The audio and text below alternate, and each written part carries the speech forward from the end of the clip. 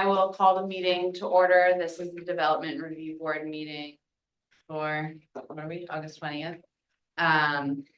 We'll go through the items on the agenda in the order in which they appear. All of the communications have been posted online, correct, Mary? Correct. And our minutes from last time have been addressed, and we'll start with our first public hearing item, which has been requested for deferral. So the board will need to take action on that, which is ZP 24-148 49-55 Chase Street. Do you want to give an update on that? Only if the board wishes to have an update on that, it's just requesting a deferral, the date uncertain at this time. Yeah, it seemed pretty. Is there anyone here to speak on this item? Anybody online to speak on the item?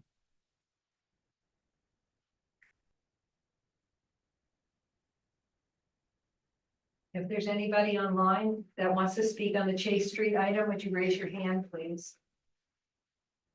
Seeing none. Anybody the board objects deferring? Do you want to do a later date? I mean, it's got to go through some additional steps. Yeah, if the Schedule. suggestion was date uncertain. Yeah. Okay. I'll move that we defer ZP 24-148 to a date to be determined after. We have to be determined later. Second. Jeff seconds. All those in favor?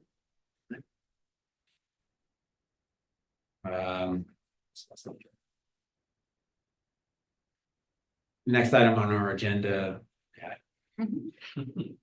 501 Pine Street, Vermont Gas Systems, and Kurt Schuler.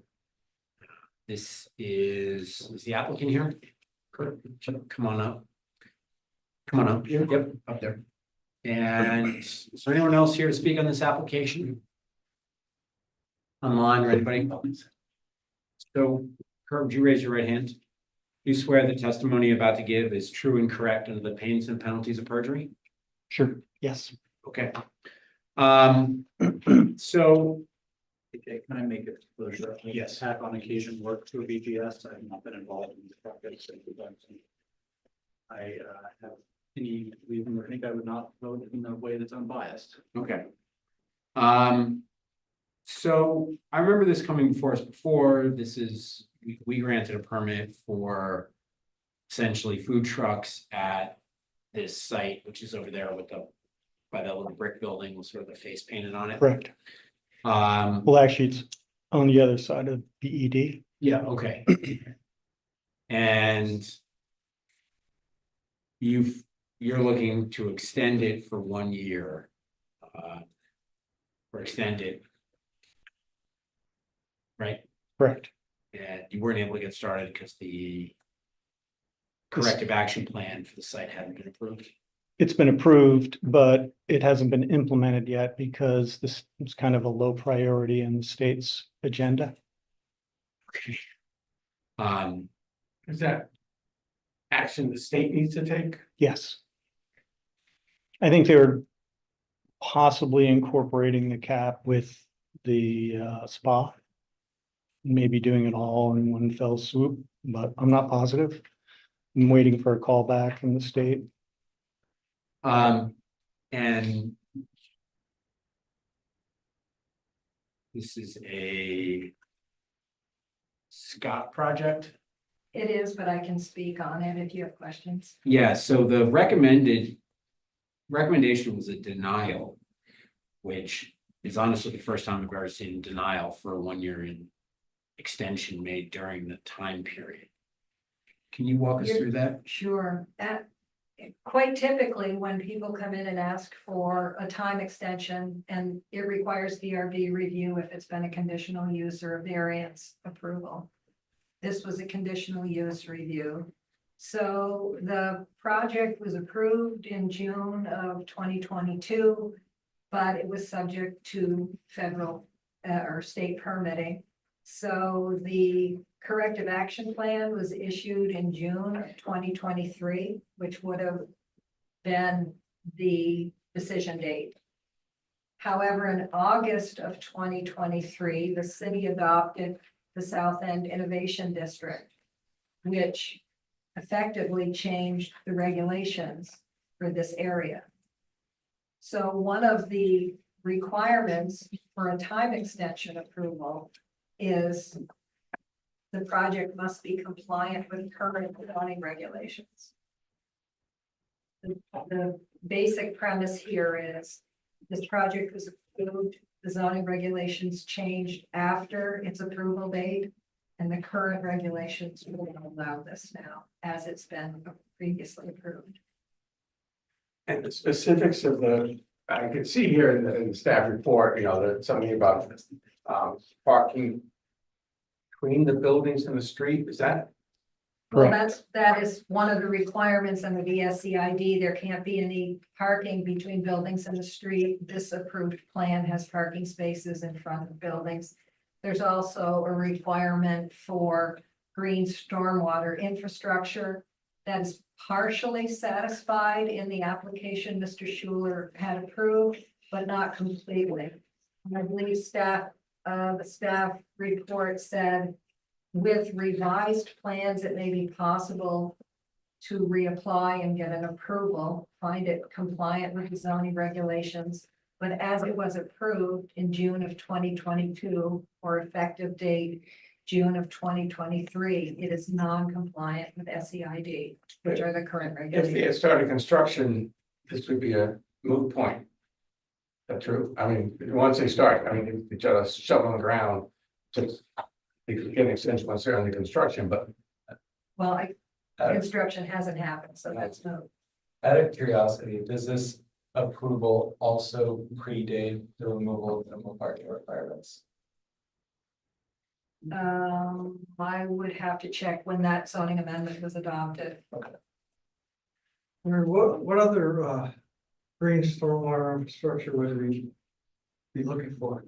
There's a 25% requirement for green GSI, green stormwater infrastructure. It can include created wetlands, pervious pavers, which this project does include. But it does not satisfy the current regulations. it is a little troubling. To see at least that, when somebody puts a lot of work and effort and time and money into something. And the city changes the regulations, even though they've got approval, to expect them to have the old approval null and void because. Looks like it might be a vested rights problem. In other words, they vested in the ordinance.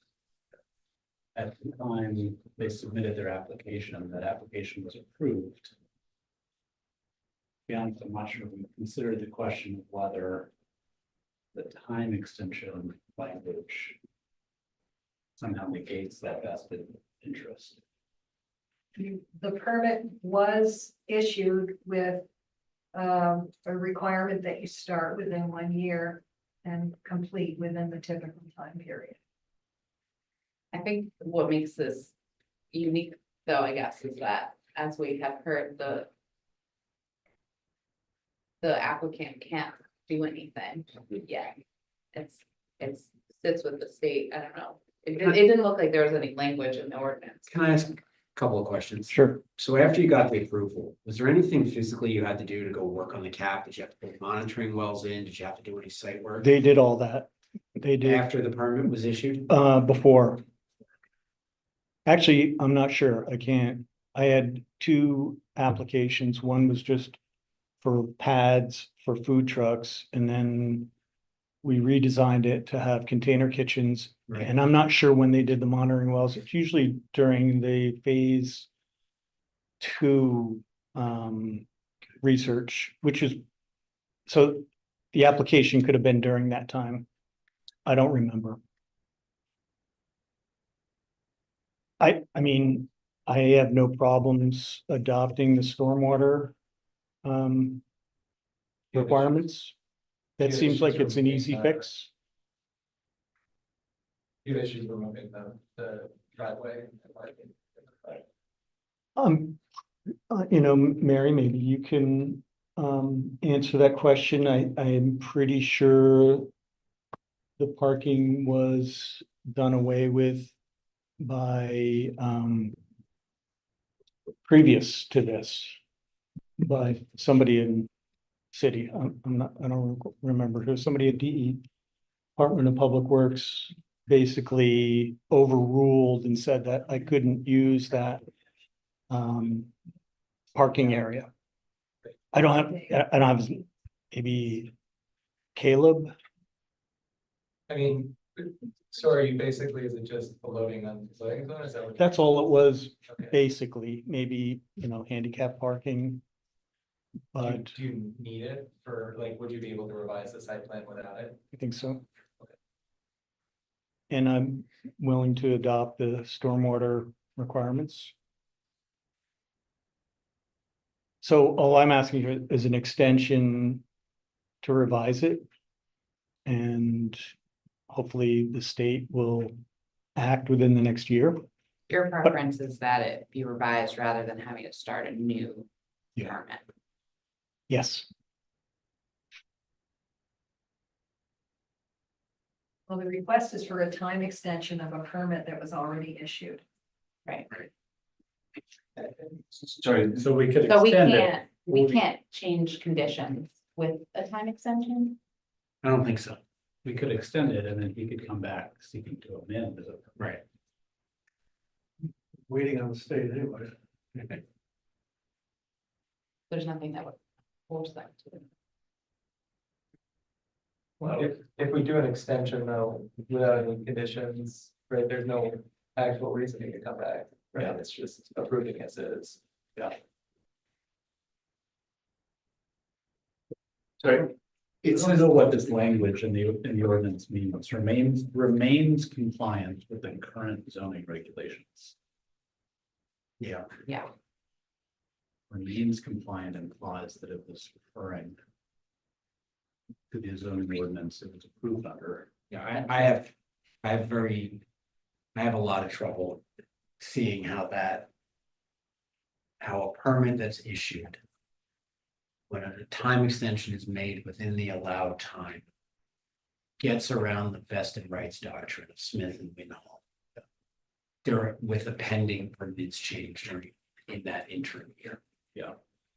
do you, Because if you would, I have some difficulties with that. do we need more testimony? Should we take it to the deliberative? I think we should take it. I think it's a legal question. Go ahead. I have a question that maybe some board members can answer. It says in the staff report, the corrective action plan was not approved by Vermont DEC until June of 23. So the applicant has had a year to commence. The difference between the plan being approved and actually being implemented. The plan may be approved, and I think that's when the time starts, but if the plan is not implemented. The state asked him for that. He can't move forward until the plan is actually implemented. They start doing the monitoring and things like that. I see, okay. Is there a limit to number of time extensions or can you just? Yes. Okay.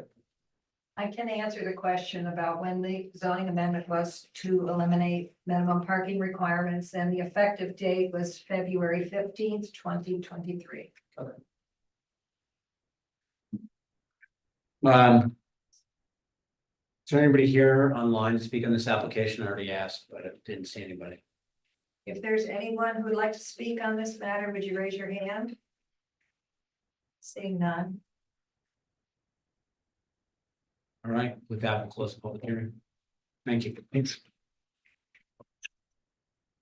The next item on our agenda is a certificate of appropriateness, 228 North Winooski Avenue, Champlain Housing Trust. Proposed construction of addition to feeding Champlain Valley facility. Disclose that I am not a board member, but a supporter of the Champlain Valley facility as an advisor. I don't think that prejudices me in any way, but I am accused. you are recused. Who wants to be heard on this? All of us, I suppose.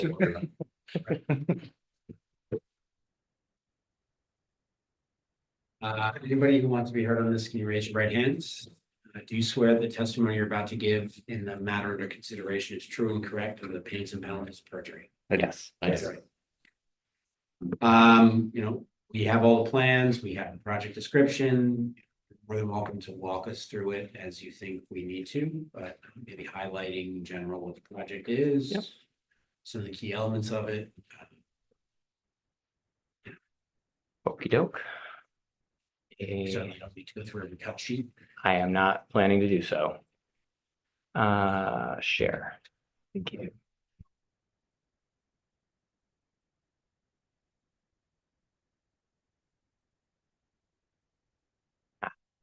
Sorry.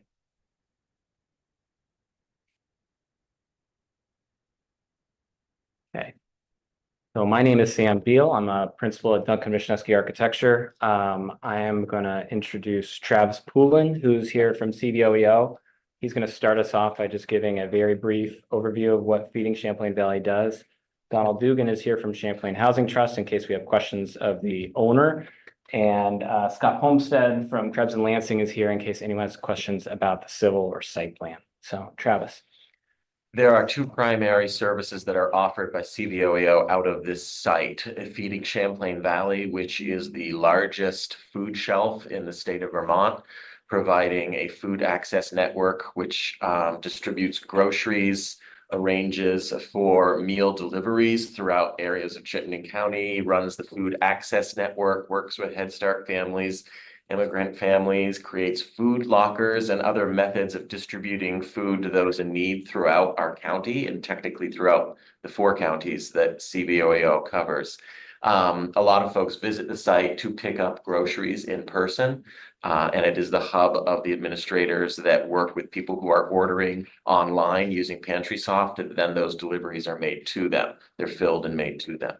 And the second service is our Community Resource Center, which is a primary hub of providing services primarily to individuals who are unhoused in the greater Burlington area. We are serving around 165 to 200 households a day with a meal service from 9 to 11. About half of those individuals that utilize our service are unhoused. And they come, primarily from the greater Burlington area, Essex, Winooski, Colchester. People come in to utilize the meal service as well as to speak with advocates to try to help meet basic hygiene and other needs and advance housing plans to try to hopefully get into long-term stable housing. So those are the two services that are offered at this site. So previous to this application, we had a fully permitted addition to this structure that was going to serve the community teaching kitchen. Ultimately, that project was too expensive and got deferred. And so recently, Feeding Champlain Valley reapproached us about reconfiguring that addition to serve the urgent need around the CRC, to serve the people who are in need there. So in between that project and this project, Feeding Champlain Valley worked with Abby Manick, a local artist, to both reside the project, but also paint the colored murals that I'm sure you've all seen driving along the street there. I mention that mostly because we took some inspiration from this artist and are seeking to use some of those colors on the addition. Just so you all know, Michael Winooski, who founded our firm, did do the original design back in the 90s featuring that tower. He did give me permission to remove the tower in case anybody was worried. So this takes us to our site plan. These are the existing conditions. I think as most of you are aware, the current intersection is not ideal the way that we enter the parking lot. It's an inefficient parking lot and frankly, a somewhat dangerous intersection between the one-way and the various streets that come together here. And so we're seeking to actually improve that intersection by sliding the curb cut south. This does mean we move the Green Mountain Transit bus stop, but it makes for a much more efficient parking lot. We go from 11 parking spots to 14 parking spots, which is, as you could hear from Travis, is a need on this site, even though many people arrive by foot or by bus. It more importantly, at least in my mind, opens up some green space in front of the project and allows us to create a more welcoming, pedestrian-oriented entrance to the project. And so I do want to pause here in case anybody has questions about the curb cut move. We did review that with TRC.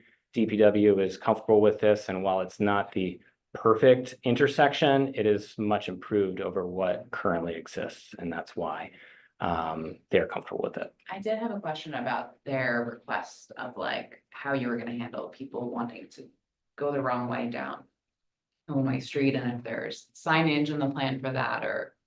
I or think what we you're thinking on can, that comment. it's a tricky thing to install signage not on our site. And so I think the natural place for that signage would be opposite the curb cut on the other side of the street, but technically that's, someone else's property. So I don't really know the best methodology to do that. Scott, do you have any insight? My recollection from our meeting with Public Works and TRC was that they would work out the signage sort of during and after. That they would sort of watch the site, see what was happening and address it. But that they were, obviously, if this was a brand new block, we wouldn't design this way, but it is an existing situation that, should improve, public safety at that intersection, even if it's not ideal. Did you consider even moving it a little bit further south? Any further south and the parking lot configuration wouldn't have worked. We desired a double loaded parking lot, which was the reason for the move. Okay. These are the landscape drawings. Site lighting. This is an axonometric, sort of giving you a bird's eye view of how the new addition wraps around the existing. Floor plans.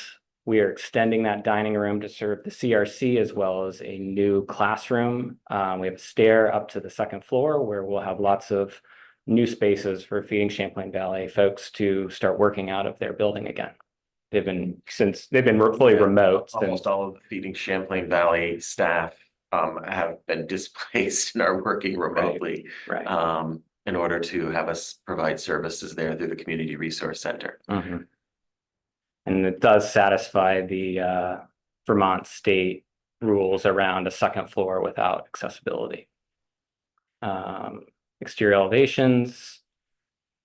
This is the view from the street showing that new entrance. I think it's clear, but the colors for the battens are pulled from Abby Manick's mural.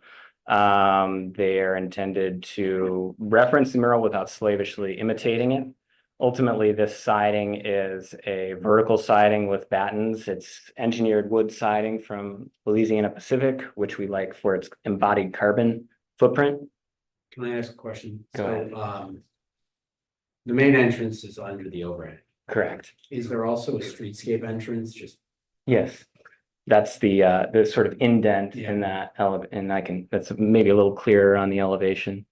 That front elevation, see where it says number 7, more or less. This is the front door, so to speak. So someone could walk into that as well. Yes. So to the right, you can see a raised bed planter, which will plant with annuals and create the welcoming streetscape. The canopy that extends underneath the addition is an important feature as people queue for groceries and accessing services. Right now, they queue in that same location and are not undercover, and it's not an ideal situation. One of the things that the Design Advisory Board asked us to review was the north elevation. This is the existing north elevation here, so you can see our lovely heat pumps and the condensing units there, as well as a wood enclosure around the existing electrical metering. There was some questioning about our addition and whether we were, making for a welcoming approach from the north side. And so this is that view superimposed with the addition. I think ultimately we do have a long elevation on the north side, but it is curtailed to some degree by Jake's Market. And the way that the addition is proud of that existing north elevation does curtail that view as well. And so How much space is there? What's the distance between that, that proudness? What's that? there's about, I think, maybe 3 feet. Eli? So it- Yeah. It looks deeper in that residence. I was gonna say, how much room would you have for a planting? There's not a lot of room there. We're quite close to the property line, and that's actually why that top floor window is recessed. Otherwise, it would be too close to have a window on the property line. And so that window is recessed and splayed out to bounce some light back into that second floor workspace. And there are no windows currently shown on the north elevation at the ground floor. There's parking right there too for chicks, right? Correct. We're along that. Yes, Yeah. there's parallel parking along the driveway there, and so there will be cars parked ultimately along there. So I went through things quickly. I'm happy to answer questions that folks have. So the only signage is on that south elevation towards the non-street. That's correct. Is there any reason kind of for that being the only signage or and not having any like street signage just for like wayfinding? On the north side? Yeah, or even on the the- west side or. Yeah. Well, the main entrance that clients are going to be directed to use are the side entrances. That is where the designated entrances, both for the grocery area as well as accessing the CRC. The front door that faces the street is really a secondary entrance in terms of the program functionality. And that's intentional because single point of entrance is important for safety and security to understand who is and who is not in the building. So that was intentional for wayfinding to make sure people are coming to the right entrance. It also seemed natural to face the intersection and sort of being that most people will be approaching from that perspective. Some people will approach from the north, though now they will not be able to actually get to the parking area if they approach from the north. So Yeah, my only thought is like somebody coming from the north and trying to find it would not know unless they were coming basically around on Union. they would need to proceed further to see, either the sign or the address to understand. I'm hopeful that the colored, elevation does tell you that something's there and, keep walking, but I mean, yes. so is there an issue with, like, 'cause the address is North Winooski, Yes. which you can't drive to that location with this anymore, right? You need to drive to Union Street. to be If able you to park. drive here, you will be approaching from the south on North Union Street. Yes. Yeah, they could fall into that dude. This is a question for staff. Mary, I recall when we were looking at the bathhouse on Pine Street, we got into a discussion about, maybe it was Howard Center. Yeah, it was Howard Center. About orientation to the addressed street, I guess is how I would describe it. And one, am I remembering that discussion? And two, am I remembering correctly that there was some requirement that the development have its front entrance or a front entrance onto the primary streetscape? That ringing any bells? Well, I'm not, I do recall the conversation for the Nordic bathhouse. That was a requirement that a pedestrian, the principal pedestrian entrance faced a streetscape. So that, at the time that the original plan came in, it was intentional to have some discovery to get into it. And there was conversation about whether that actually met the standard for an easily identifiable entrance from the streetscape. I think your question's here about access. I do remember Howard Center, though, they had a secondary entrance, their primary entrance, they wanted to be off the parking lot on Flynn. And then, but yeah, there was discussion on reorienting it towards Pine, but I forget. But yeah, I think it's something like that, where the main entrance had to activate the street. Yeah. Instead of the parking lot. Well, that was a corner lot too, so Right, they had options there. It's kind of a corner. This doesn't count as a corner lot? This is a corner lot, has two street frontages. it's a good project. I'm just trying to think if there's a way to sort of, I think, do something a little bit on that. It seems pretty identifiable, is what I would Yeah, say. I think it's It also makes me think of City Market downtown, which had paid homage by having that entrance on South Winooski. Very active. Well, it's a liability for them. I think they tried to use it in the beginning and it's a disaster. It was a good idea in a way, but it doesn't work. Right. I think here might be the same case. We look at the functions going on in the building. This also is a I- little bit less parking lot oriented, I think. Yeah, I mean, I do like the entrance. I'm just trying to vet through it. You know, I think it's You pretty wanna- obvious if you're on the street, you go right to that entrance. It's right there. I would just say we see a lot of buildings evolve over time. Right. And, there is a potential for when the building is not, when we're not in crisis mode and we've got every square inch used all the time, where maybe they want to have functions on the, at night, or open up the room as a community space, in which case, that entrance would become active. So I think there is the evolutionary and we've, I think we've accommodated that, so. And to be clear, it is part of the egress path, so it's not like it's gonna be a locked door with like plastic on it. It's gonna be an active door and used. It just won't be the primary entrance for clients. There's a note in here about a window film or something. Can you cover that just quickly? Yes, absolutely. So, yeah, I'll start with the plan. So the dining extended area, as well as the classroom, has extensive glazing onto the streetscape. Nevertheless, we don't necessarily, because of the program function, want to encourage people to be looking into the window extensively. I think some people who are seeking these services don't necessarily want to be identified readily.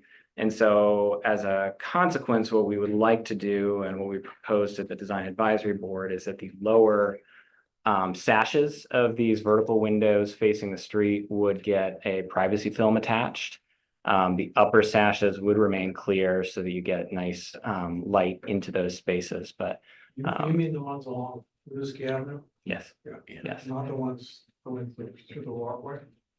There are no windows along the walkway other than existing, space windows into the main. They're not like, entrances. They don't look into the they're dining not like room. full They- blackout. No, paint. no, we're Light- talking frosted, yeah, essentially, just enough so that you can't necessarily identify who's beyond. And so we think it's not mirrored, it's not gonna be aggressively anti-pedestrian, it's more about providing some privacy. And while we could achieve this with shades, we felt like shades are not always suitable for a robust environment. And so something simple like a 3M window film achieves that goal relatively inexpensively. And shades when in use also. Certainly, yes. Was the bus station identified on? Yep. And Donald, I think you confirmed with Green Mountain Transit that they were satisfied with that. Yes, they actually have another, I just talked to them today. They were just talking about how they have another structure very close to this one. Mm-hmm. So they may want to convert this one just to a standing station Okay. as opposed to a bus stop, but I'm, sort of leaving that in their hands. So there will be some sort of a bus infrastructure there, but it's, we follow their lead as far as, what they think the appropriate Mhm. thing is in that location. So we've provided space for, a bus shelter, and, it's really up to them to decide what they want to have in that space. But we have enough space to move the shelter if they so choose. Right now, Yeah. it's currently located right in the smack dab in the middle of the curb cut. And so it'll be shifting, I guess, about 15 feet south. Yeah. More or less. I had a question about, there was a note about removal of a curb that it looked like was not within the property bounds. It looked like it was on the Jake's Market Mm-hmm. side. Yeah. Do you want to speak to that, Scott? It was actually adding curb, Yeah. I think, and the issue was that that we found that the feedback we got from the people who work there is that the parking lot on the Jake side is draining into this building. And so, and you can stand out there and you can see how the intent is for it to drain out into the street. And there's a small section of curb that does that, but it doesn't go far enough. And so the intent of this was to add enough curb so that it would capture that and prevent it from running into the building and potentially cause it. I mean, we can't approve something on this property. Correct.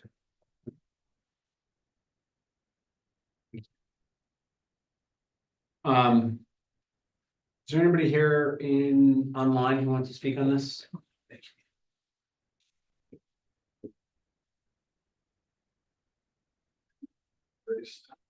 So we have a hand raised. Sharon, you can speak. Yeah, go ahead. Can you hear me? Yep. Okay, thank you so much. So I come as a person who actually goes to this location from May to October, probably 2 to 3 times a week. I have I'm a community gardener, and one of the garden spots in our garden is to raise food for the food shelf. So I am going there and I go by car. So one of my primary concerns is how this traffic pattern will change. Right now, there's no controversy about how dangerous the situation is. People come on foot, they bike, and they come by buses as stated and by car. And then there's the delivery trucks, and it's chaotic sometimes and dangerous. So I'm looking for more clarity on how, I understand there'll be more spaces, but how this will diffuse some of that safety concern that I just raised regarding pedestrians and bicyclists and cars and vehicles. I understand from what I listened to that pedestrian access is much safer if I understood your plan. For people that bike, I wasn't quite clear about that. And for people that actually come to donate food or to pick up food, either or, I wasn't sure really how this would change. And I'm not looking to waste any of your time, but I do have a request. You do such great work. You are so important. The designers, you're great too, but the people that work there are wonderful. But staff changes, there are a lot of volunteers, and the people that donate or pick up food change. So when you have in your heads and on paper a clear traffic pattern, could you potentially put that down on a piece of paper and hand that out? And I'm not just saying it has to be, I mean, that's one mechanism. You can also have something online for those that use that mechanism for getting information. But I think to make it safer, to inform the public of the change, it will be really good to have that reminder in advance and even for a few months following the change. So that's one recommendation that I have for you, and I'm hoping that the board will consider that. I just wanted to speak to a couple of things about the design. I think that the colors are earth colors. They speak to what you do there. You deal with basic needs, food colors, green space. I just feel like it is exactly what it should be. The canopy, I watch people get drenched while they're waiting, either to access to get in to have meals there or whatever, because as you say, there's no cover. So thank you for that design element. Also, the film or the frosting of the windows, at the design advisory board, somebody said that no one wanted to be really in a fishbowl, and I agree. And there are people who are very private, and and it's their life, and they don't want to share that with passerbys, and I agree. So I support that, and I really don't want shades because I think natural light is so much healthier for people. And I think that that's it, but predominantly, I'm really want to better understand the safety mechanism around the bicyclists, the cars, and pedestrians, and to have in advance and during and the first few months when you roll out this new traffic pattern, information available so people can anticipate it and try to do the right thing. Everybody there wants to do the right thing, so, but they need help and education. So thank you so much. Thank you. This is Travis from CDOEO. I agree completely. Once we know that this is moving forward, it was our intention to post it on our website. And I think it's a good idea that you have to reach out to donors and just let them know about these changes that are taking place. I think it would be fairly easy to provide a simple visual, a map, so to speak, of what this is going to look like. So yes, that is our intention. Once we know, we can actually start advertising it.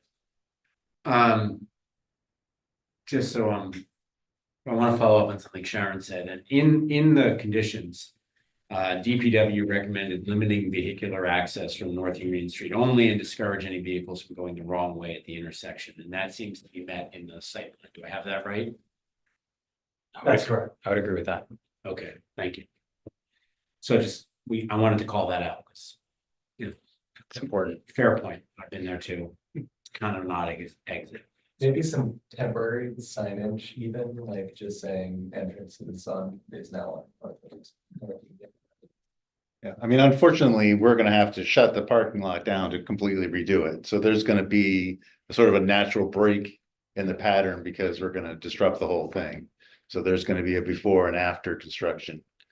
So I think that's gonna be a huge disruption for CVOEO, and we're working on how to mitigate that. But I think that will also be, you know, the natural break between this is how it was and this is how it's gonna be, so.